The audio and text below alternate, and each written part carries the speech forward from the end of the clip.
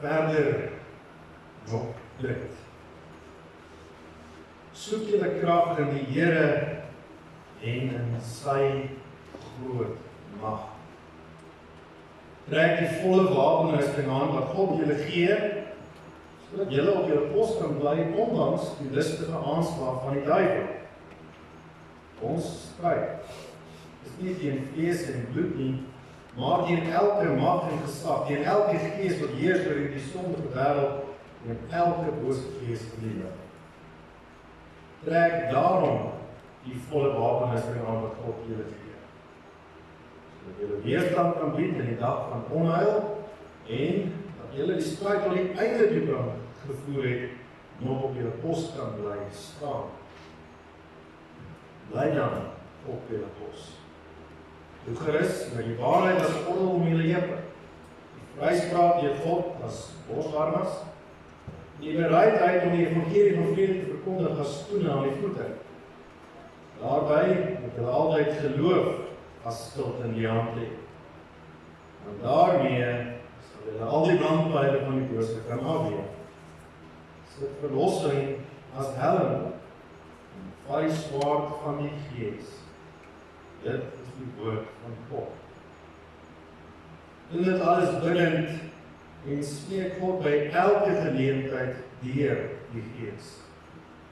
Wees waaksaam en bid gedurig vir al die gelowiges. Bid ook vir my, dat wanneer ek preek, God my deur die woorde gee dat ek die geheimnis van die evangelie met vrymoedigheid kan bekend maak. Terwille van hierdie evangelie is ek saam in boeie. Bid, dat ek dit met vrymoedig kan voorkom, soos dit my opgelees. As jy op ons woordverkondiging, sal ons saam staan 23, is vanaf in vers 1 en 2.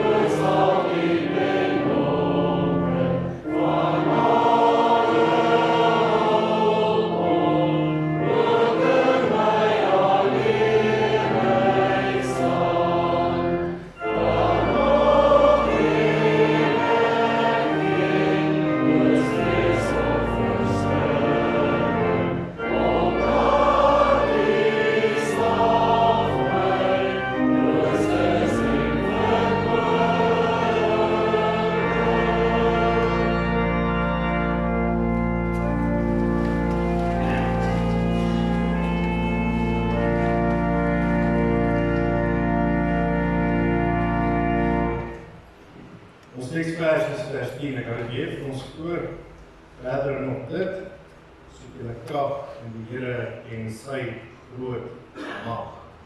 Meer direkte vertaling stel dit as in sy geweldige krag. Krag wat die normale menslike verstand ver te boven gaan. Geliefde gemeente in ons Here Jesus Christus, begin vanoggend dalk met 'n algemene gesegde of uitspraak. Iemand het een keer so gestel, al wat moet gebeur vir die bose om te oorwin, is dat opregtes niks moet doen nie. Die bose kry 'n oorwinning elke keer wanneer die opregtes moet optree. Wanneer reg is iemand wat die verskil, die onderskeid van reg en verkeerd verstaan, terugstaan en bose toelaat om plaas te vind. Verkeerde dinge in hierdie lewe wat ons rondom ons ervaar. Nou vanuit hierdie vertrekpunt hoor ons ook hoe Paulus, die Here dan self leer Paulus, die wapenrusting aan die gelowiges voorkom. Maak melding van 'n wapenrusting en daarvoor moet ons dan dadelik ook in sterkste onder indruk kom van die gedagte van oorlog. Want wat is die doel van 'n wapenrusting? 'n Wapenrusting is toch daar, dit wat die mens toerus om in 'n stryd gewikkeld te kan wees en nie uitgelewer teen omstandighede. Want iemand wat weerloos in 'n oorlog ingaan, sal vinnig die stryd verloor. Dus gaan nie na 'n oorlog toe met jou kaal hande nie, maar soldate wat toerusting staan. Maar dit ook maar wees in die konteks van die leefwêreld, ons teks openbaar word, nie soos vandag met gebeure en groot masjinerie nie, maar hierdie dinge wat Paulus so duidelik aankom. En is so eenvoudig soos 'n gordel, 'n helm, 'n skild en 'n swaard, skoene wat bereid is om oorlog toe te gaan. Maar geliefdes, ons moet ook nie eers in die eerste plek stilstaan net by die wapenrusting. Ons word dit baie duidelik vanuit ons teks dat daar 'n voorloop is tot dit wat hier gestel word. Paulus sluit af met hierdie gedagte, want eers as ons dit meer direk vertaal, ons teks vanoggend verder nog dit, maar meer direk ten slotte, heel aan die einde, nadat jy al hierdie dinge gehoor het, weet tog ook dit. En dan besef ons kan nie na die wapenrusting kyk, sonder om eers te gaan kyk wat voor dit kom nie. Die wapenrusting is 'n uitroepteken op dit wat God reeds openbaar het. Hierdie opsig, ons gaan kyk na die hele boek van Efesiërs. Dat ons vanoggend in besonder stilstaan by dit wat vir ons openbaar word vanaf Efesiërs 4. Want hier is 'n baie noue band tussen dit wat ons lees van hoofstuk 4 tot en met hoofstuk 6. Die Here openbaar aan die kerk, aan gelowiges, dat daar sekere dinge in hierdie lewe is waarop hulle self moet toespits, waarop hulle aandag gevestig moet word. As jy in hierdie lewe bestaan wil maak, as jy van dag tot dag, week in en week uit, is van vaste gelewe wil hê, luister wat ek vir jou sê. En dan openbaar die Here vanaf Efesiërs 4 die waarheid aangaande die verlossing in ons Here Jesus Christus en wat dit beteken vir die daaglikse lewe van elke gelowige. In die eerste plek hoor ons die aankondiging en die betekenis en die waarde van die eenheid van die kerk. Breedvoerig beskryf Paulus vir die gemeente en vir elke gelowige dat die liggaam van Christus in hierdie wêreld gevestig is. Dat hierdie liggaam 'n spesifieke doel het. Die liggaam van Christus wat in die eenheid van geloof saamgestuur word deur die werking van die Gees. Maar is nie toevallig nie. Die kerk het 'n spesifieke rol om te vertolk vanuit die ontstaan en die bestaan van elke gelowige. Die kerk wat in 'n sekere sin ook as hulpmiddel daar gestel is om vir elke gelowige ook standvastigheid te gee, hoop, ondersteuning, onderskraging, bemoediging en aansporing.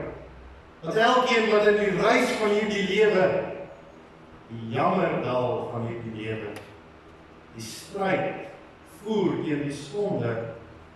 As daar ooit 'n oomblik in jou lewe is waar jy val, dan moet die kerk daar wees om te help optel. Die eenheid van die kerk se bedoeling is juist daarom gestel dat ons as gelowiges nie alleen standvastig hoef te wees nie. Maar vir die kerk om te kan funksioneer, vir die eenheid van die liggaam om waar dit daar te mag wees, gaan Paulus dan verder en sê dat elke gelowige die ou mens moet afsterf en die nuwe mens moet opstaan. Dat die verlossing in ons Here Jesus Christus elkeen van ons in staat stel om dit te kan doen. Want die kerk, die liggaam van Christus, het geen waarde vir die lede daarvan as elke lid self nie die verantwoordelikheid opneem nie. Elkeen van ons moet die ou mens, die sondige natuur, daagliks afsterf. Daagliks opstaan in die lewe vanuit die Gees. Breek met die ou mens.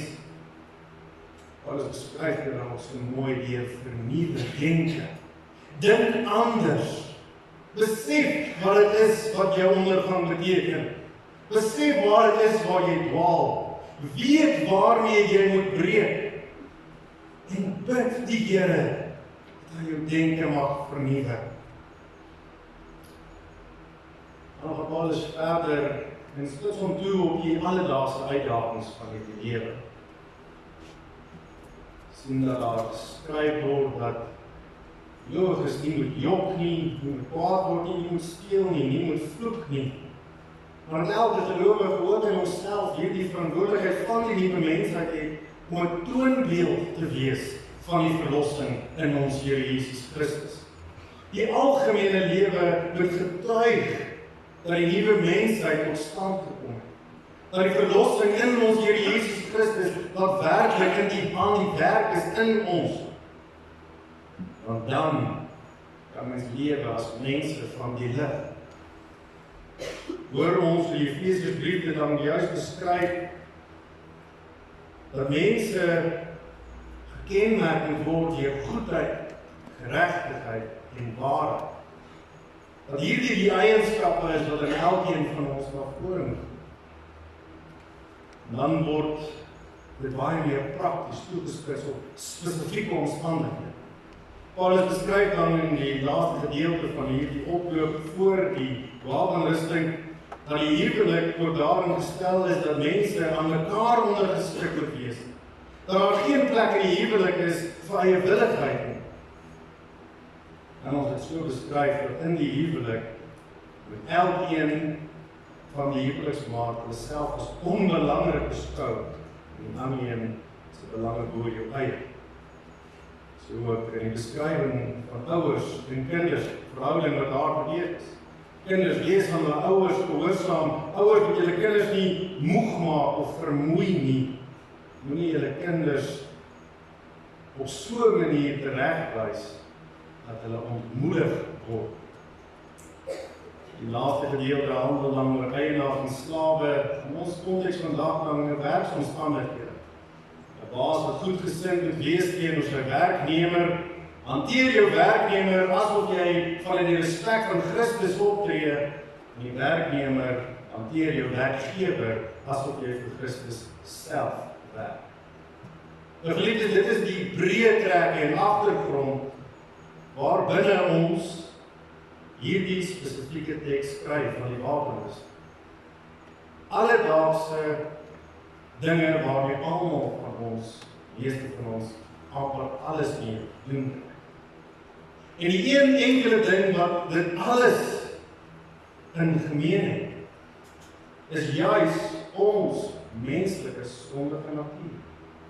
Ons hoor vanuit elkeen van hierdie waarskuwings in elke spesifieke situasie, dat dit wat gaan skeiding maak tussen ons en God en die opdrag wat die Here gee, is juis ons eie begeertes, behoeftes, ons eie willigheid, wat gemaak het ons dwaal. Ons gaan hierdie stryd waarin ons gewikkel is in hierdie lewe nie kan deurvoer nie as ons dit aanpak vanuit ons eie wysheid, soos die mense dit wou beskryf. Ja, daar is plek vir allerlei forme van sielkunde en filosofie, menslike denke en raamwerke, hulpmiddels en goedvoelpraatjies. Maar wat die Here op ons wil wys in hierdie omstandighede is, dat alles in hierdie lewe iets is om voor te veg. Die verhouding tussen 'n ouer en 'n kind is nie iets wat maar net bloot spontaan daar is en ons vertrou dat ons vanuit onsself die regte dinge gaan doen nie. Ons trou nie en vertrou dat die huwelik homself gaan stand hou nie. Die huwelik is 'n stryd. Ouerskap is 'n stryd. Om te werk in hierdie lewe is 'n stryd. 'n Stryd wat deur elke gelowige gestry moet word. Ons kan nie die belangrikste verhoudings wat ons in die lewe het, maar net bloot laat voortgaan. Dit sal maar net gebeur. Dit sal dit self uitwerk nie. Want die Here kondig juis aan ons hierdie wapenrusting aan en sê, dis vanuit hierdie wapenrusting dat jy elkeen van hierdie fasette van die lewe moet benader. In alles wat jy doen, besef dat die waarheid om jou heupe gegord moet wees. Die gordel was juist dit, dat die wapenrusting by mekaar gehou het, waarin die swaard gehang het, waarin die Here gedrag by die rusting, die toerusting dat die soldate gedra by mekaar getrek het. Die waarheid moet die essensie wees van dit wat ons saam met ons vat. Want ons kan nie een van hierdie toerusting gebruik as dit met waarheid gepaard gaan nie. Ons kan nie die swaard gebruik as ons dit vervals nie. Ons kan nie die verlossing as 'n steunpilaar van beskerming wil gebruik as ons die verlossing waar en reg verstaan nie. In enige verhouding in die lewe is die waarheid die essensie van dit alles. As ons nie in waarheid met ons werkgewers of werknemers handel, as ons nie in die waarheid met ons eggenoot, kinders, ouers, vriende of kollegas lewe aanpak, dan is daar nie hoop vir 'n gesonde en goeie lewe nie. Dan sal die stryd verlore wees van die vertrekpunt is dwaling, is valsheid. En daarom wanneer ons hoor dat hierdie algemene dinge in die lewe 'n stryd vir ons is, dan moet ons vertrekpunt altyd die waarheid self wees. En wanneer ons vanuit die waarheid leef, die waarheid vanuit die verlossing self, dan kry ons die vryspraak as bosarts. Die vryspraak in ons Here Jesus Christus wat ons in staat stel om die waarheid te ken en daaruit te leef. Dan word ons beskik en beskerm nie deur ons eie vermoë om die waarheid te interpreteer nie, maar juis omdat ons vrygespreek is. Dit is so elke faset van die borsarm as daar die bereidheid om die evangelie te verkondig, om te leef vanuit die woord, geloof as skild om die brandpyle afgeweer word. Want geloof is op die essensie waarmee ons uitgaan ons die vrymoedigheid gee om dit kan doen. Verlossing as helm, die kop is beskerm. Die verlossing in ons Here Jesus Christus, ons kop, ons denke, ons ingesteldheid, alles moontlik. Die vernuwe denke in ons Here Jesus Christus, wat hierdie lewe so rig en lei. Maar geliefdes, met elkeen van hierdie elemente van die wapenrusting, wat kan ons openbaar word. Kom ons terug by ons teks vanoggend. Onthou dat hierdie lewe 'n stryd is. Onthou dat daar 'n wapenrusting is waarmee jy dit moet stry. Maar doen dit. Vind jou sterkte in die Here en sy geweldige krag.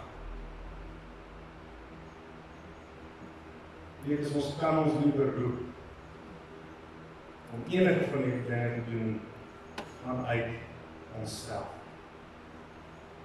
Dit is onmoontlik om te hoop en te vertrou dat ons hierdie stryd in volle end uit kan stry.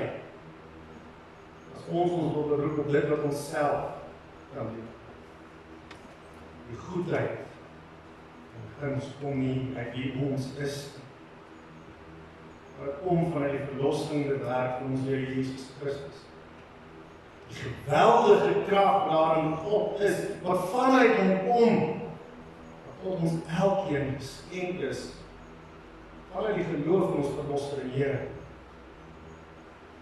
Die krag van God word ons deelagtig, van ons vashou aan dit wat vir ons geskenk is vanuit ons verlosser Here. Geliefdes, wanneer ons dit so hoor, die tema dit amper droewig beskryf, die lewe is gestryd. Dan bedoel dit nie dat die lewe ons gaan onderkry, omdat dit 'n geveg moet wees, maar ons elke dag daarop ingestel moet wees, ons standvastig te bly. Want wanneer ons dan juist beroep op die krag van God, dan is dit nie 'n stryd met bloed gesweet vanoggend tot aand. Dan het ons die bereidwilligheid, die skoene van bereidwilligheid, om te leef van die evangelie. Want dit is wat die geweldige krag van God vir ons moontlik maak. Dit is nie ons wat op ons kos staande bly vanuit onsself nie. Dit is die genade van God. Sy krag wat in ons werk. Die stryd wat in die lewe is, tot 'n oorwinning kan lei. Lieve broers en susters, maar ons dan in die stryd van die lewe, ons moet alles beroep en vertrou op dit wat God in ons tot moontlik maak. Amen. Kom ons bid.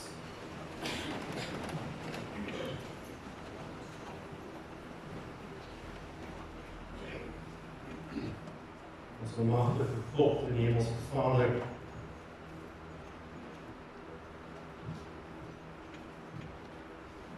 ons dank U vir die liefde en genade U vrou stop. Ons dank U vir geloof. Ons dank U vir vrystelling. Ons dank U vir verlossing. Ons dank U dat U die waarheid aan ons openbaar. Ons dank U dat U U woord aan ons gee. Ons dank U dat dit U is wat ons bereid maak. Here, dat ons in elke faset van hierdie lewe vastig mag wees. U maak dit moontlik. Daarom onder ons besef dat ons alleen ons krag in U kan vind. Vra ons Here, rig en lei ons so. Dat ons ook vanuit U waarheid mag doen wat reg is. Maak ons die huwelik as 'n stryd sien, maar nie in 'n negatiewe lig nie, maar aardig vanuit U genade dat dit 'n stryd is wat moet werd is om te veg. Ons en ons kinders mag getuig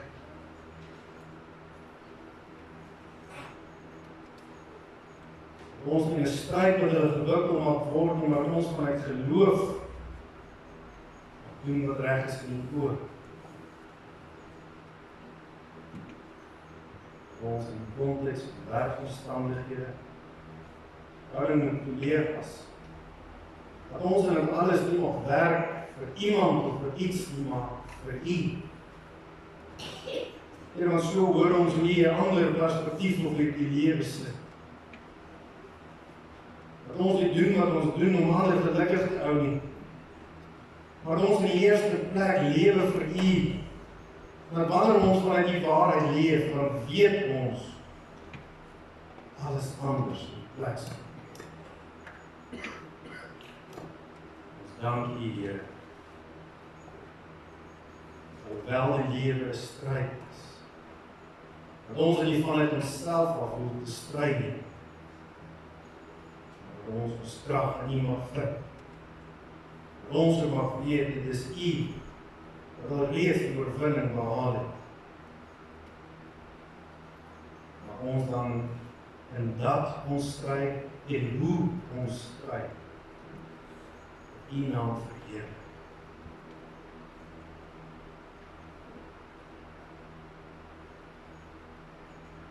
Here, rig en lei ons toesig.